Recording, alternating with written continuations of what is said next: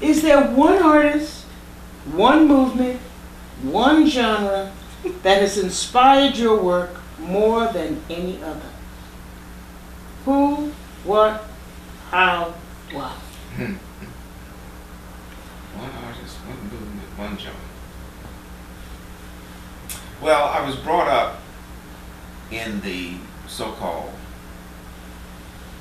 academic style, the classical way of learning to draw, to paint, and so forth. And I greatly admired at the very beginning the French Impressionists, the Post-Impressionists, in particular Cézanne, because as I mentioned, I was caught up with this thing about landscape and so forth. Later, Rouault became interested in the Expressionists, and in particular German Expressionism and so forth. But I found out later that that was leading me to something else, back to myself, looking introspectively into myself, my own ethnicity. And so I became interested at a very early age, at an early time, in African art. And I looked back in the 1950s. I was going through some slides, and I had the good sense to photograph some of those things early on. Not that I had this premonition about anything special, but I would photograph, and other people would photograph things. And so I started keeping every scrap of paper. I started keeping things, because my professors kept everything. Professor Porter, Professor Herring, Lois Jones, all of them. I'd go to their houses and I'd see all this stuff. James Wells, you could hardly walk through James Wells' place. There weren't so many notes as just pieces of paper and things piled up in the basement where he worked. And so my wife was a little particular about my keeping some of this stuff. As a matter of fact, when I went to Europe, summer of 1964, she threw out some of it. Whoa. And that didn't set too well, but I needed a wife. Acting like, okay.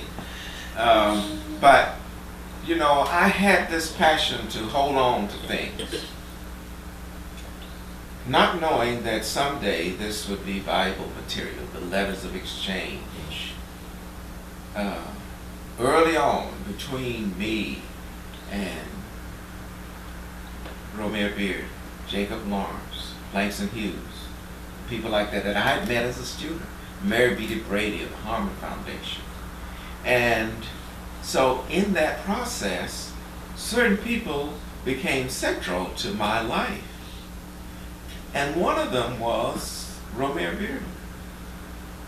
And I guess if I had to point to one artist who has influenced me more, and I've tried to get from under his shadow, it's not easy.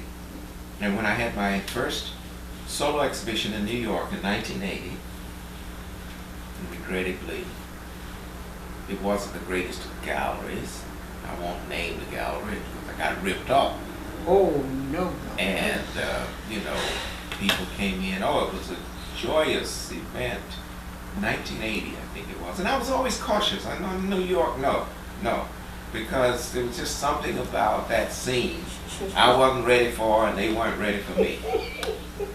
And so I stayed away until I thought I was mature. I thought. But I failed to get a contract. And so there were 17 black artists at the opening in May of 1980. And one of my great regrets is we didn't get a group picture. Romy was there.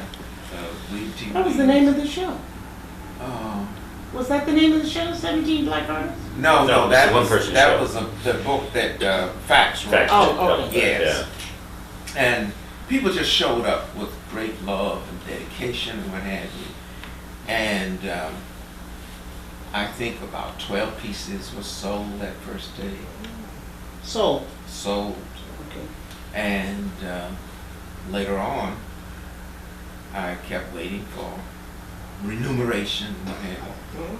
And I'd get a call. Oh yes, they're going to send the money soon. And the money never came.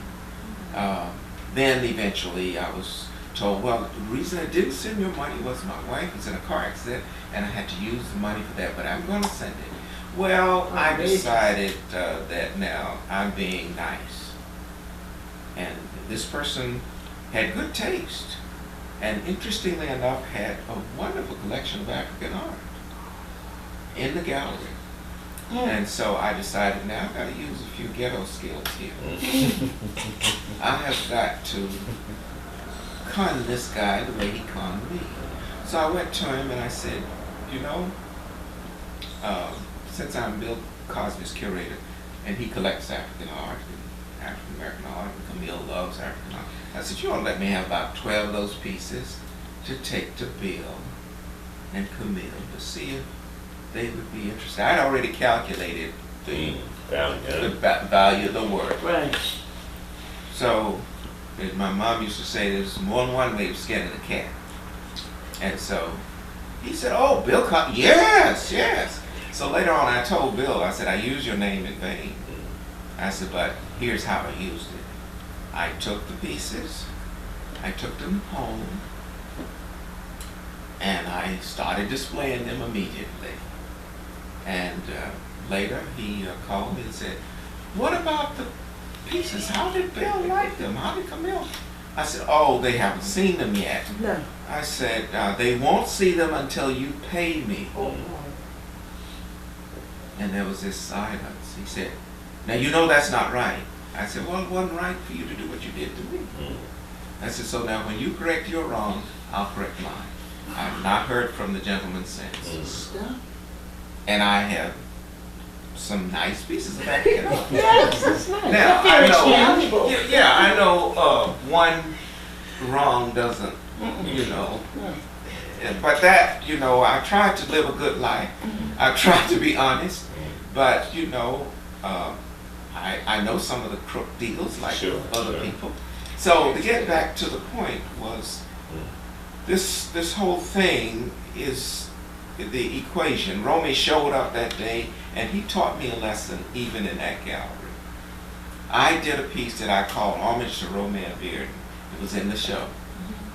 Did he get that piece? No, he didn't.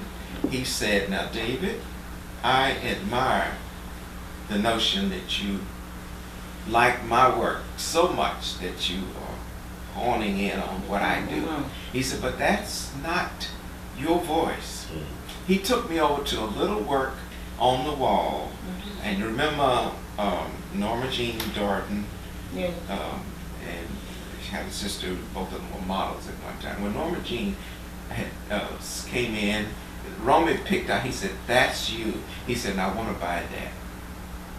Yeah. So Norma Jean came in and she said, I want that piece, but it's sold. And he said, well, you take it. He said, I can always get something else from David. But he said, no, that's not your voice, David. He said, but that's your voice. And so I saw what he was talking about. And I started rearranging the collage in a totally different way. I started tearing it, stripping it, and doing certain things with the figures and so forth. And he said, that's you. He said, you don't have to give up collage. He said, but you don't have to do it the way I do. And he wasn't jealous or anything like that. He just wanted me to have my own voice. And so not only was he teaching me, but he was being a friend. He was telling me something that was valuable. He was a great teacher. He was a great teacher. So I would say he was perhaps the person who has influenced me more.